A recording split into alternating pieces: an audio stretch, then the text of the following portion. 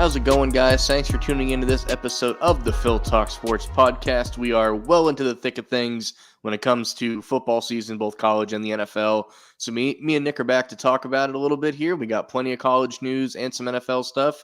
We both went to a college football game this past weekend. So we'll talk about that a little bit. So Nick, how's it going, man? How are you?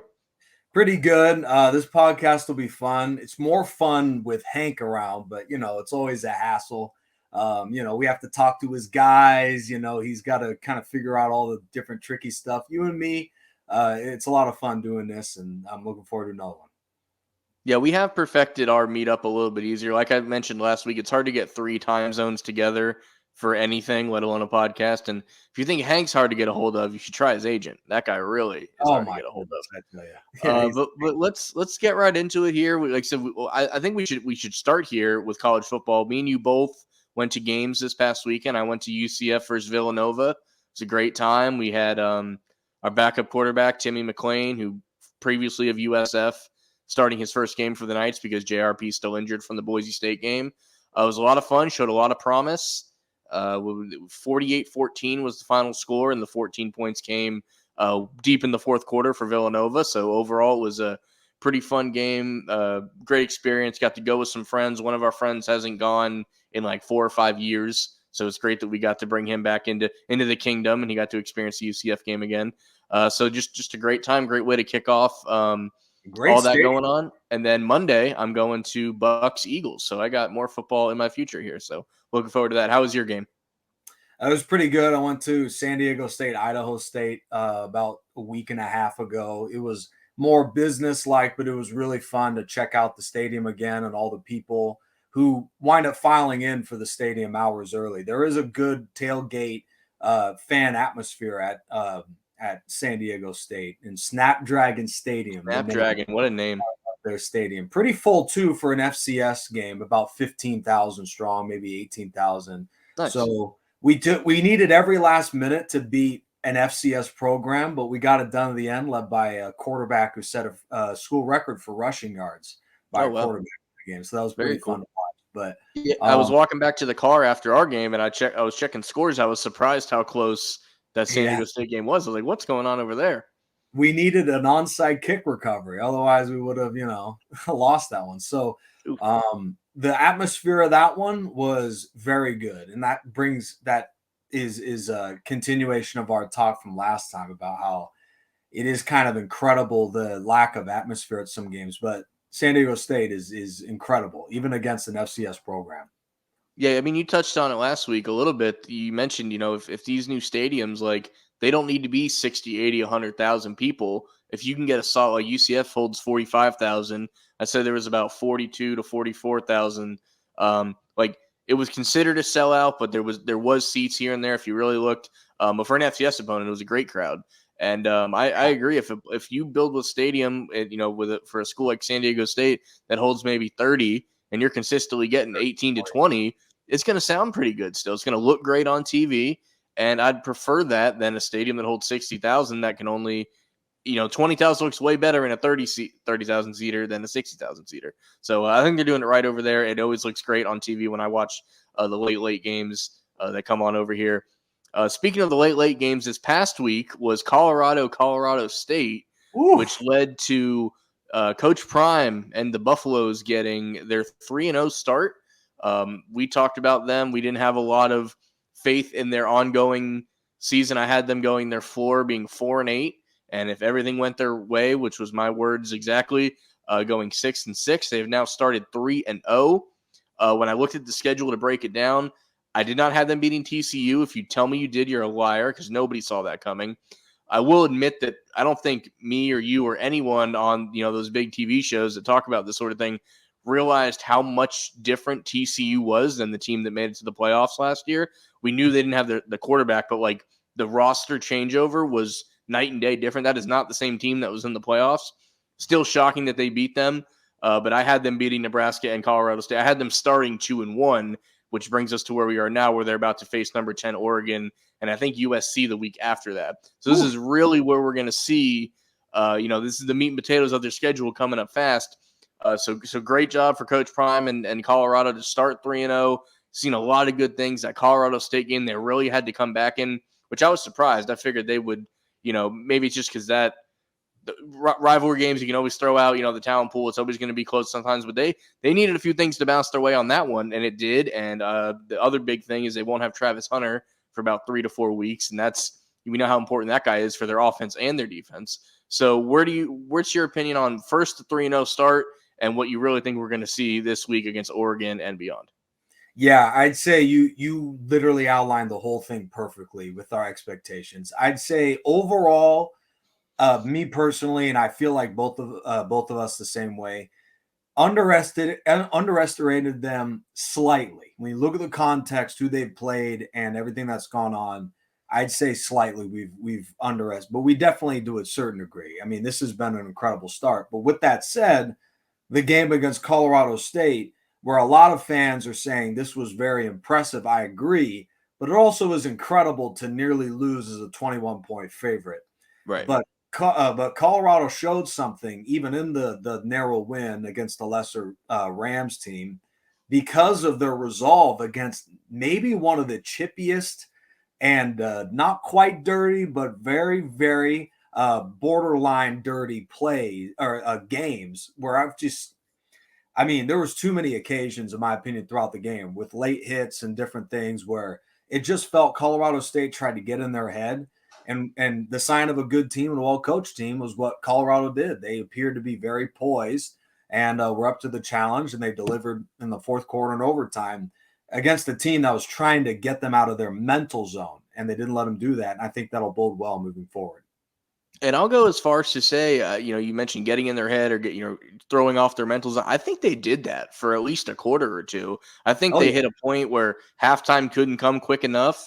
I actually was getting home from the UCF game in time to watch the second half, so I saw the comeback unfold or whatever. But they definitely had them on the ropes for at least a minute there. And this is everyone talks about how bad Colorado was last year. Colorado State wasn't much better. They were like 3-9, and they didn't have this massive overhaul influx of talent. And we mentioned the chippiness of this game. Dion said it all week. This game is going to be personal. And, I don't know if Dion watches pro wrestling, but I think he understands that all good matchups are better with a storyline. So he has no problem taking a small thing that somebody said, which was stupid, by the way, the sunglasses and hat. So, it reminds me, I'll tell a quick story here. The high school baseball coach from when I was in high school, he had this rule that his players couldn't wear hats at school, even though you're a baseball player, and you had to tuck in your shirt all the time. And I feel like that prevented kids that wanted to play baseball at my high school from playing because the coach was that weird. And the shirt is one thing, but baseball is the one sport where you wear the hat while you play. So the fact that you can't wear it when you're not playing, I find weird. But it just reminds me of one of those, you're creating a rule just for people to have a problem with it, I think. Yeah. And for him to randomly throw it out there, and you knew what Dion was going to do before it happened. He's going to get hats and sunglasses for his players. They're going to wear them on the bus or whatever, which is exactly what happened. As far as I know, we're recording this on a Wednesday night. I have not heard anything that makes the game against Oregon personal. I have not heard it yet. Yep. But all it might take is they are 21-point underdogs. So all Dion's got to do is, you guys are counting us out by 3 touchdowns. It's personal. So even if nothing else happens, he's got his bulletin board material right there. Incredible stuff from a guy that brought in basically the entire team. I mean, there's a couple of scraps from last year, but Colorado turned things around with a lot of guys learning the system and joining a new program in the, blink of an eye. So, I mean, I had the issues with Dion's preseason stuff where he'd say, if one of my teammates is fighting, the entire team is fighting. I'm not quite sure about that strategy, but it's working, man. It's like hitting nonstop green lights on a traffic stop. So he's really, it seems everything he's doing and touching is turning up green. And, best of luck this weekend against a very good Oregon team. But it seems so far like he's had quite a bit of answers, and he's been doing it for a little while. So it turns out I think Colorado won't be too bad this year. Yeah, I mean, that 6-6 is looking a lot better than the 4-8 that I put on their basement, but their next two opponents are number 10 Oregon and number 5 USC. They have somewhat of a break, no offense, against Arizona State and Stanford. And then they have 2 more. 6 of their last 8 opponents are ranked. They have 10, 5, 14, 21, and 11. And of course, those rankings can change as some of those teams might not be ranked when they get there. Some of these other teams might be when they get there. I did not realize till just now, I maybe should have done more research on this. Colorado itself is now ranked. They're number 19th in the nation as of now. So I think the last time I looked at this, the ratings or the rankings weren't quite out. But well deserved for the 3 wins that they've got. None of the opponents, of course, were ranked. They were favored in the Nebraska game, I want to say. Yeah. And, of course, they weren't favored in the TCU game. And they were probably favored in the Colorado, I would imagine, especially after the hype of the first 2. So now they're going to get into the brink of their schedule where you're really going to know what they are. With these, I'm kind of viewing these next 2 games together. They probably aren't doing that because they're very different opponents. But if you can beat one of these 2 teams, I don't think it'll matter that you lost to the other one in the grand scheme, in the media and everything. If you can knock off Oregon, which is never easy, at Eugene, that's not an easy place to play. And then if you go to USC, you got the Heisman Trophy winner who said his fair share of dumb things lately, talking about the video game and how, I might not opt into it, not realizing he'd be graduated by the time the game came out. So he's full of little sound bites that can maybe motivate people as well. But yeah, so I look at these 2. If you had to guess, which of these opponents do you think they have a better chance of beating? You're talking about either Oregon or USC. Oregon or USC. At Oregon, home versus USC. Maybe USC just because of the added attention. It seems like anytime there's added attention to a divisional game in the NFL or a big conference or playoff game in college football, it seems like both teams, no matter how far they are apart, just so happen to come together. Right. But this is an insane schedule that Colorado has in their conference. And, it looks like the conference is very talented. So the sky's the limit for this conference that's still going on in the Pac-12. Am I right? Yeah, for one last hurrah for this conference, definitely. Yeah, for sure. Yeah. But with that said, the matchup between that with USC and Colorado goes beyond just the sound bites with Caleb Williams. It's the fact that we could be seeing, we've seen it a few times. I want to say Tua faced a number 2 overall pick too, where Caleb Williams and Shedeur Sanders could, if they both come out at the right year. This year, Shedeur was talking about maybe coming out, maybe not. Deion tried to say no next year. We'll see how it all pans out. But that could be a matchup between 2 NFL greats. So that should be a must watch, and I think it could be a very good game. Yeah, I mean, he'll be facing, a Heisman winner.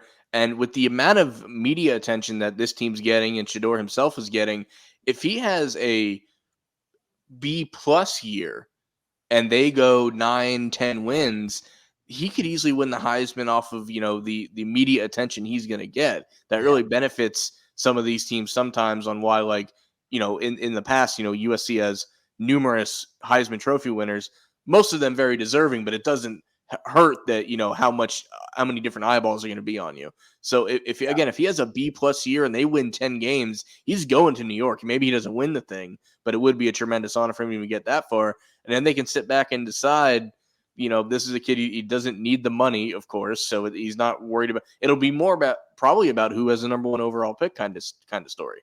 We'll see how we get from there. So you have, I agree, for whatever reason, USC, I mean, what did they lose to Tulane in the bowl game this last year?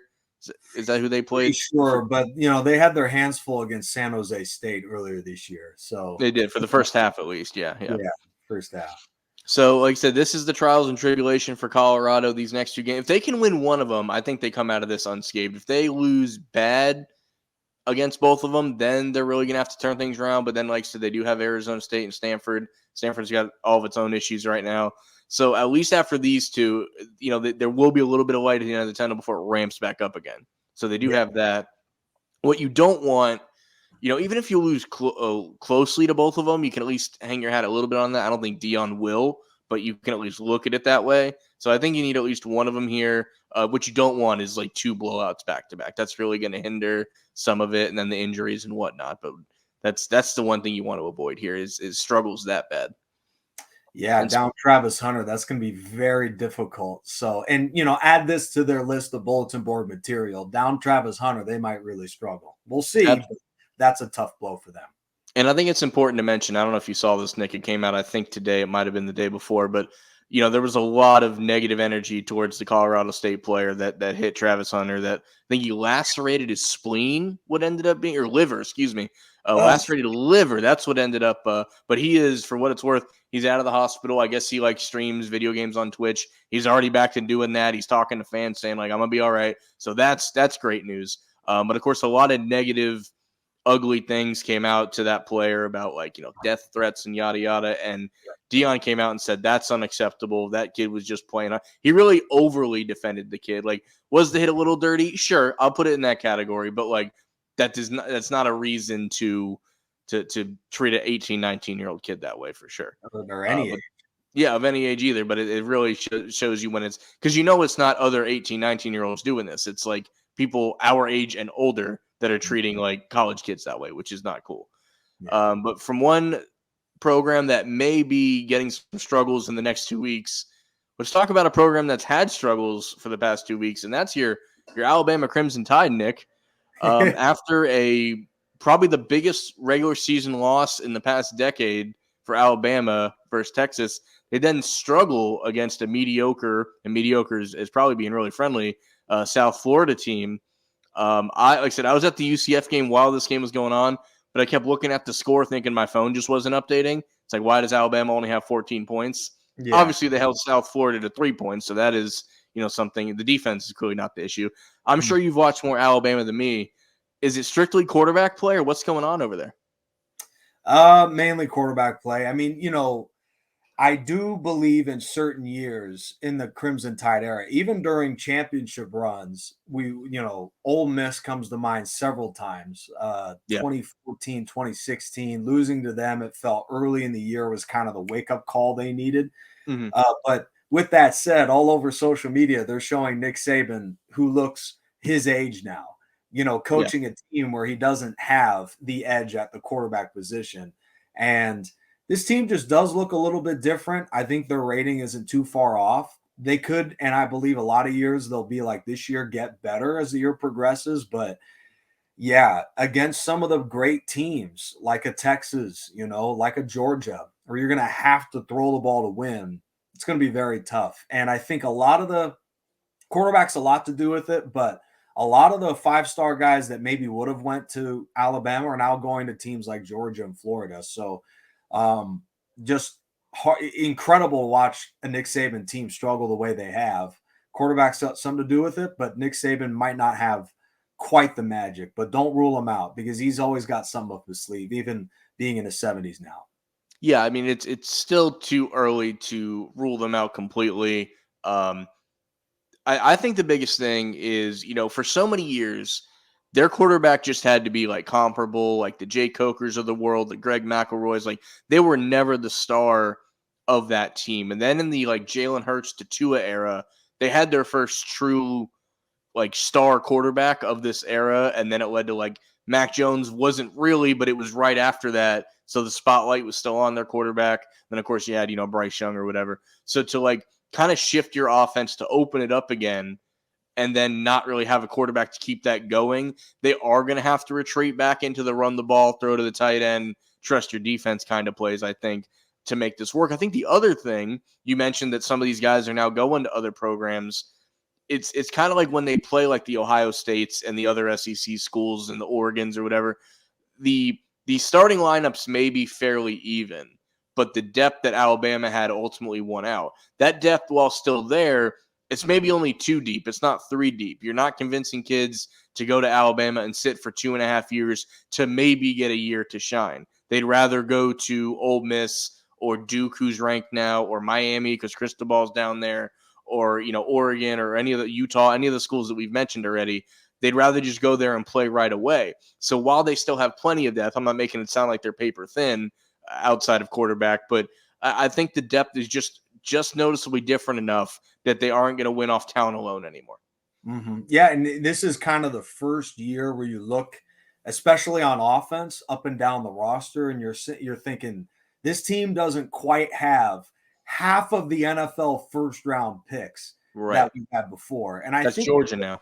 Yeah, I think it goes to like the Patriots syndrome where, the team is so accustomed to winning that when there's just guys that are 4-star caliber, all of a sudden, you're wondering why Nick Saban, isn't doing what he needs to do or whatever. But I just think overall that the run they had is so unprecedented, so something like we'll never see again, that seeing Alabama just being a top 10 team, which every team of all time has had a year like this, just looked really weird.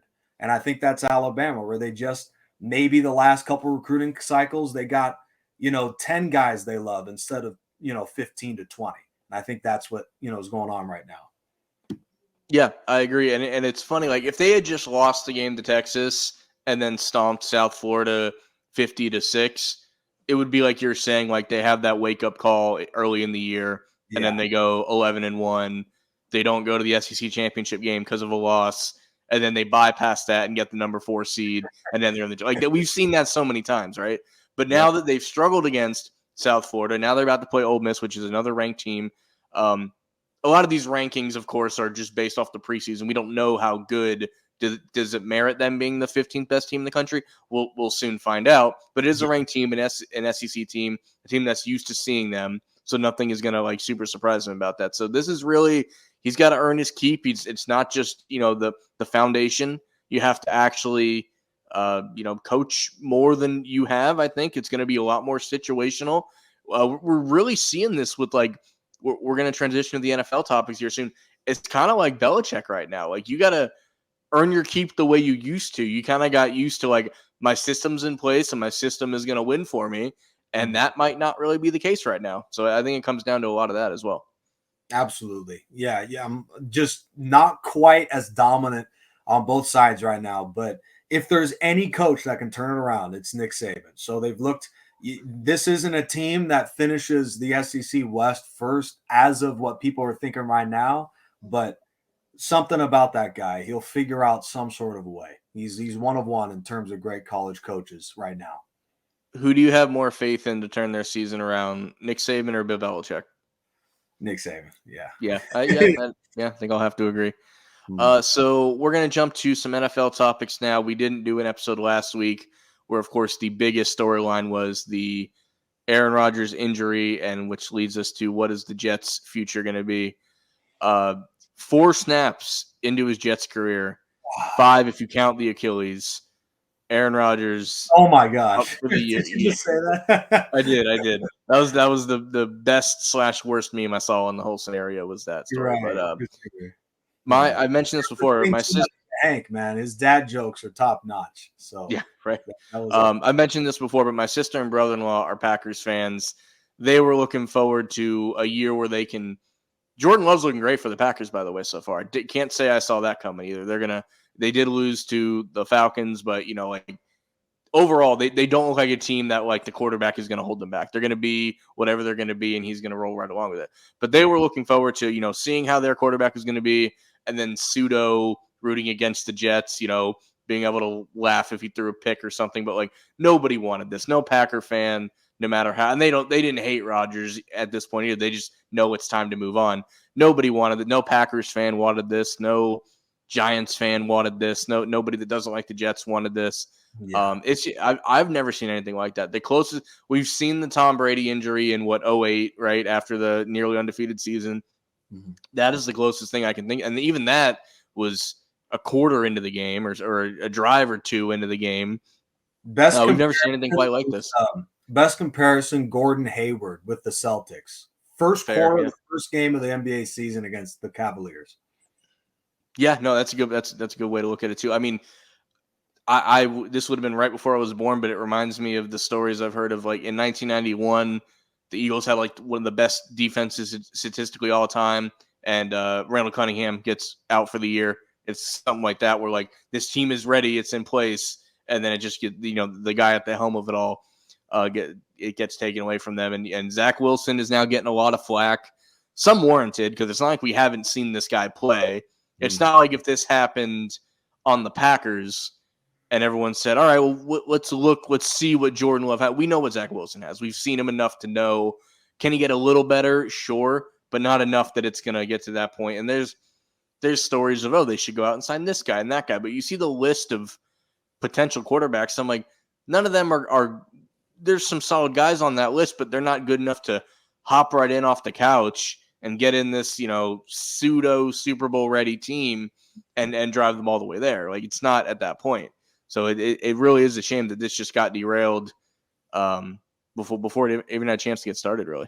Yeah, I do believe, though, that whoever they feel is the best out of that list, I would bring in, and I feel you might as well sign and at least compete for the job with Zach Wilson, because I mean, the guy is not that good at all.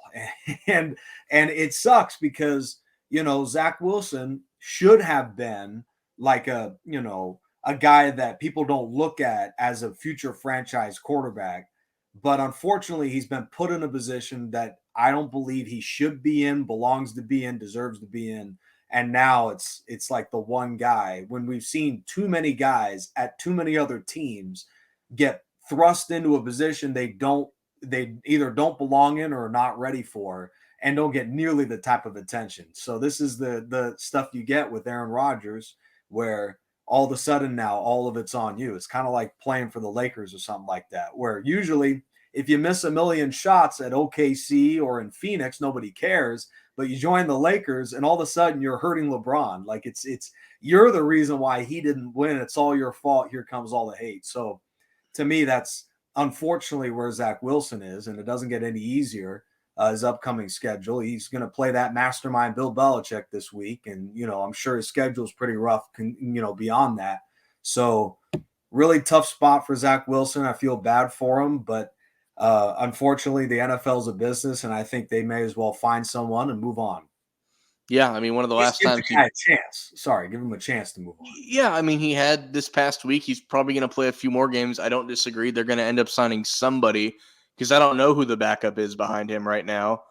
Is it Josh Johnson? I just assume everyone's third string is Josh Johnson, because that guy just kind of flies around the country and suits up for games. Is he on Baltimore now? I don't know. Anyway, but whoever the third string is, I don't know. Is it still Mike White? That was even he had his chance to shine last year because Zach Wilson needed to be benched. So I don't doubt they're going to bring in somebody, like you said, just to have him compete.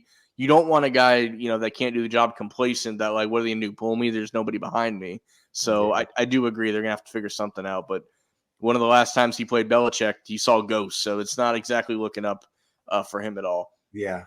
So we're 2 weeks into the NFL season. I always like to wait. I don't mind overreacting, but I want to at least see a team play twice, because with the sample size of one game, I don't like to take a lot from, because how many teams start 0-1 and then, rip off a whole bunch or whatever. But we are going to be at this point now where the Eagles are 2-0. They haven't looked particularly good. I'll be the first to say it. It's always nice that you can not play your best and win. And I'm going to kind of combine these next two topics together, because you can be like Nick's team and look pretty dang good, but be 0-2. So I don't know which one. I know which one's worse, the one that's 0-2, of course. But it's so crazy how little it can be, how different it can be. I mean, the Chargers, I think they lead the NFL in like total yard or passing yards or something.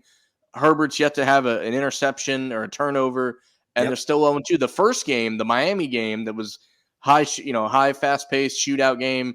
That's one of those games you look at for the Chargers that are like, someone had to lose that game. It sucks that it was us. But week 2 is a little different. It's like, no, that we should at minimum be 1-1. And, for the Eagles, for example, the Patriots game, it was in Foxborough. It was rainy. It was weird.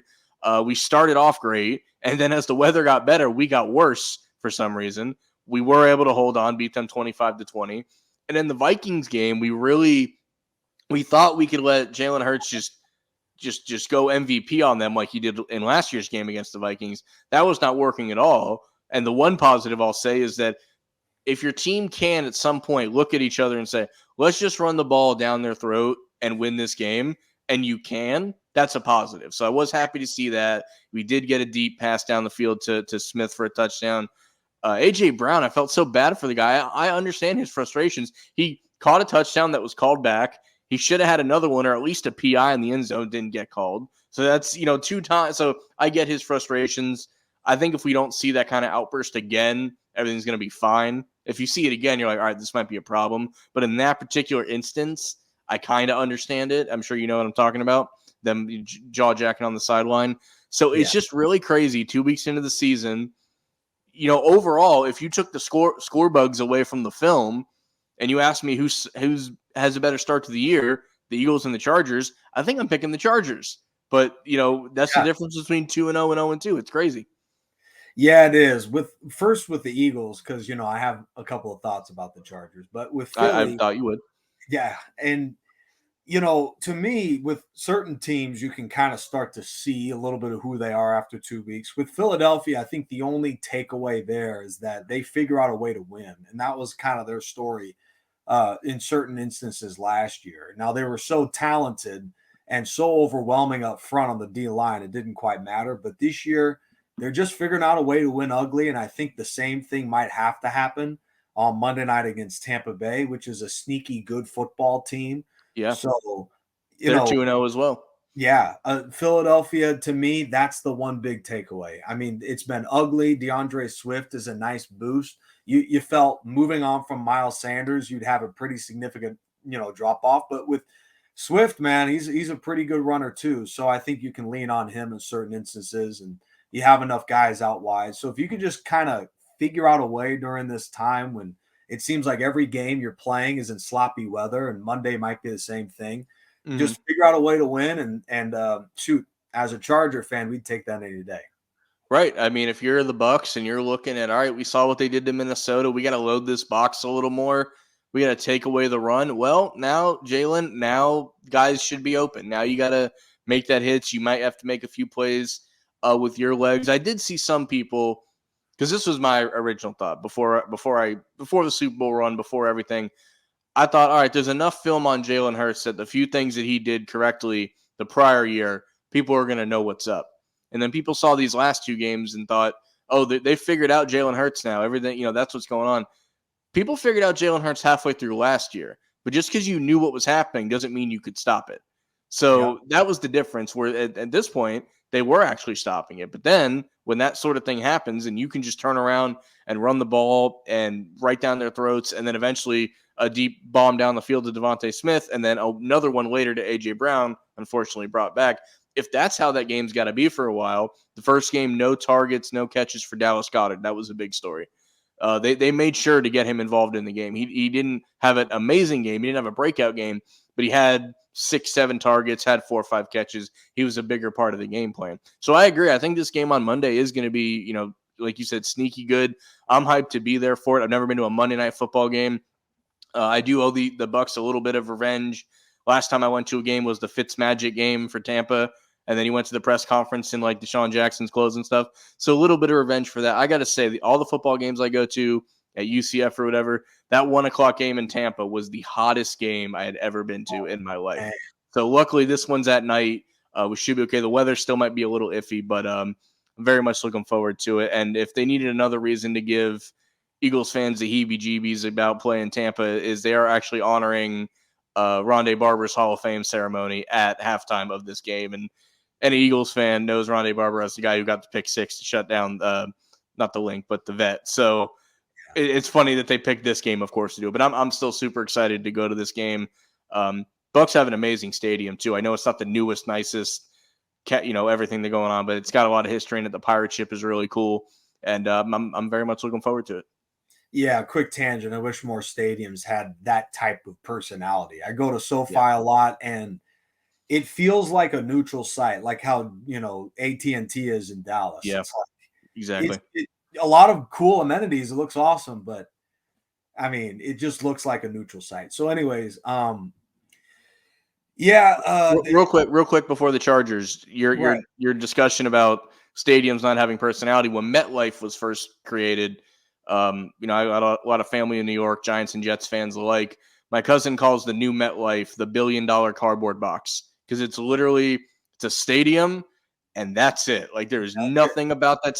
There's no Big Apple in the corner like the Mets have. There's no, brick pillars like Yankee Stadium. There's nothing about it that makes it say this is New York or New Jersey, because it is New Jersey. But so just to tack on, just because it isn't super fancy doesn't mean they make it all plain like that. So I agree. More stadiums need to be like the new Snapdragon that has personality and things like that. And even like, I don't know, I think when Minnesota remade their stadium, there's at least something to it. You go there and you feel like you're in Minnesota. When they made Lucas Oil, that was like the top of the top for a while. And that does have a little bit of personality, I feel, at least.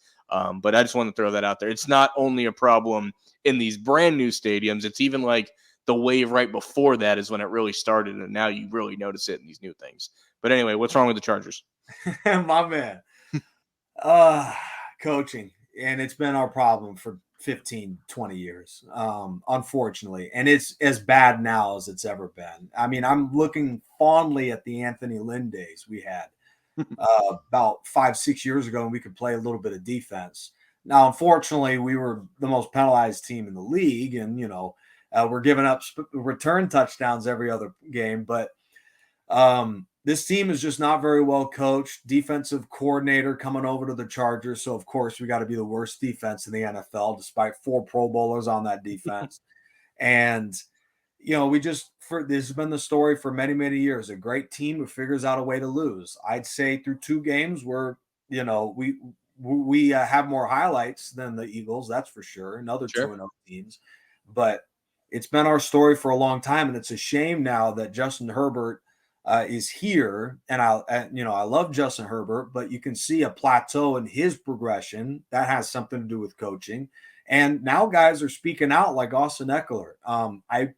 I wish I can point to other stuff, and people for 20 years have tried. It's injuries, it's anything else, and it's coaching. I mean, this team is too good to not have any Super Bowl trips, to not have any legitimate long-term success. I could understand. Now, I didn't understand the hire to Brandon Staley, but I could understand after 2 years where you made the playoffs the previous year, bringing back Brandon Staley, despite blowing the huge lead to Jacksonville.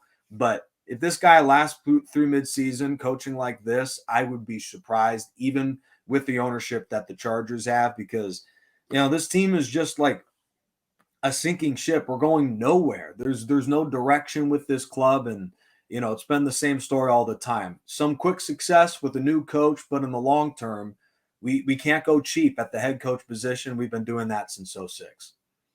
Absolutely, and the owners of the Chargers has pretty much always been notoriously cheap. They skimp in the wrong places, even when they hit a home run and drafted Justin Herbert and stuff like that. So I agree with you. I think if I was a betting man, because you can vote on who the first coach fired in the season is going to be, it'd be really hard to not put some money on him. I don't even know who else would be close. Maybe, Arizona. I think they're tanking, so that guy's safe for a while. Maybe. Is Kingsbury still there? No, I think they got rid of him, didn't they? I'm pretty sure they did. I mean, yeah. Doing fine. I looked at his house the other day. I mean, my goodness. But, yeah, Staley for sure. I don't see another guy close. Yeah, I agree. I definitely think that's close. Any other game? We already talked about a few games this week. Is there any other games you're excited about heading into this week 3 of the NFL season? Week 3, I got to say, is the most boring week of the year in terms of matchups. Looking through it, I mean, just nothing very interesting at all. Chiefs play. I think the Eagles Bucks might be one of the better games on the docket, and that's not till Monday. Sure, yeah, not saying too much, to be quite honest. Yeah. So good news for you though, Nick. You are going to Minnesota, who is also 0-2. Somebody's got to win a football game, so we'll figure it out there. Well, I wouldn't put it past them. That's right. These things. If they tie, I'm gonna laugh my ass off. All right. Before we get out of here, it's been a good time. This is a little interesting nugget of news that dropped earlier today, so it's a little bit of a news dump here, and this is probably a story we're gonna have to follow in the coming weeks. But I wanted to get our initial taste on this. There's rumors now that the USFL and the XFL are talking merger, straight out of semi-pro merger. Jackie Moon, America, everything, right?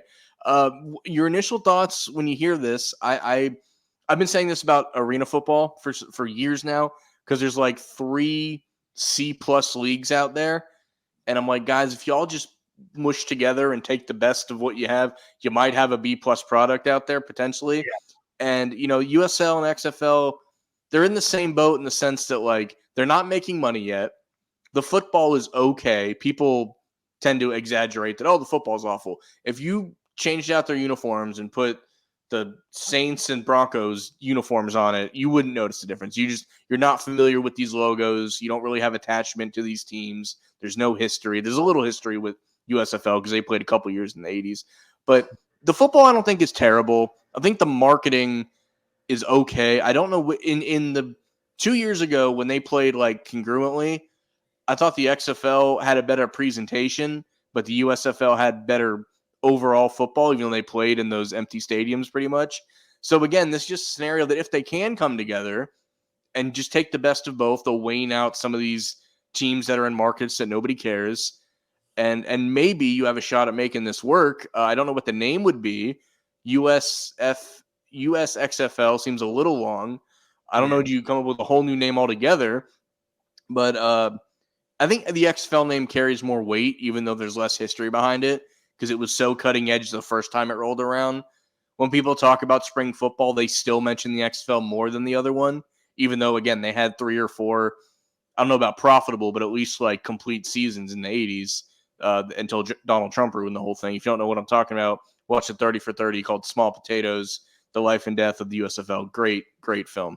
But overall, I don't know if someone needs to win here. I think that if they merge and The Rock isn't involved, this is a really important nugget to me. That is him washing his hands of this whole thing and thinking it was a failure.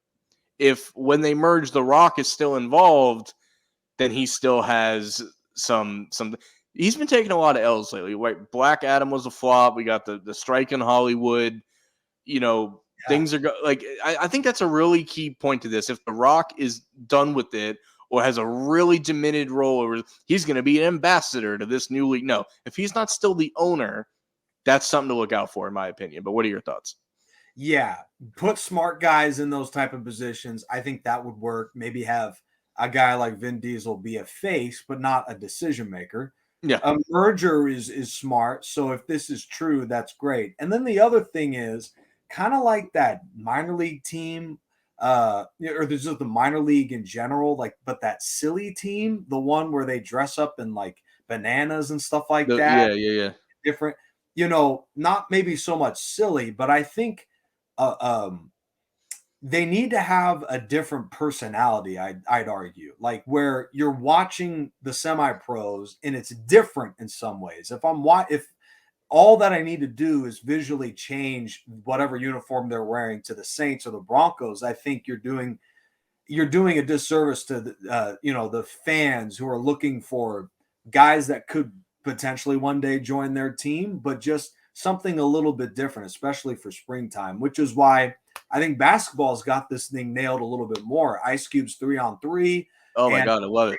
That trampoline basketball stuff. Slam ball, baby. Something different, something with a personality. I think just having spring football where, it's basically the same rules with the exception of a couple. And yeah, I think in the end, that's why a lot of these, you mentioned why it failed before, but I think in general, you could gain more publicity doing things different while still in the core being football. I agree. I wouldn't take it. I understand your analogy. I'll take it a step further. I don't think you could take it quite as far as the Savannah Bananas. That's a little overly goofy, and I'm not hating because you can't argue with their success. You can't disagree with their success. But like for someone who works for a regular minor league team, it's like watching Major League Baseball with just like a dash of silliness thrown in on top. Yeah. And I think that's what you need. You need to make it 2 clicks less serious and a little more laid back. Get, I don't know the name of it, like get guest commentators, do some fun things in like during timeouts. I think they early on. What's that? Your Peel stuff and get some cool dances in there. Right. But I think that's what it needs to do. Yeah, we'll have to follow this story as it goes on. This was the first nugget of it. It came out like a day or two ago, and I'm like, all right, that's something to follow. Then The Rock confirmed that they are, gonna talk merger. My other big thing is, if I'm not mistaken, the USFL is in bed with like NBC, and then XFL is in with Fox FS1. So who does Fox get the kids Monday through Friday, and then NBC alternate weekends, or how's this going to work? That's something they're going to have to figure out too. And the thing is, in the springtime, those networks are starved for live content. So if it's literally like, all right, we got 8 games every weekend, NBC gets 4 and Fox gets 4. If everybody can play nice, that's perfect. But I don't know that it will. But it is something that we're going to have to keep an eye on. It's going to be pretty interesting because I want some form of this to survive. I will say 2 different spring leagues going at relatively the same time is oversaturation. You can't go from there's no water in this pool to turning on a fire truck hose, which is basically what they did. They tried to stagger it a little bit where like the USFL ended and then like a week later the XFL started. They did try to stagger it a little bit. That helped a tiny bit, but to try and care about 2 separate leagues in a 4-month span is a bit much. So if they can put this together, even if it's as simple as USFL plays its season here and XFL does, and then the winners face off in like a Super Bowl, and then it's like the first couple Super Bowls of AFL had a champion, NFL had a champion, and then they play anyway. Even if it's that, I think that'd be a good direction to start. Yeah. I mean, I think it's safe to say what they've been doing so far, not bad, but definitely needs some changes. I agree, definitely. So it's definitely something we're going to have to keep more of an eye on.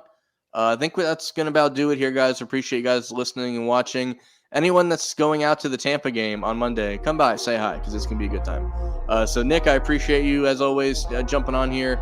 We'll see you guys next time. Enjoy some football this weekend. Take care.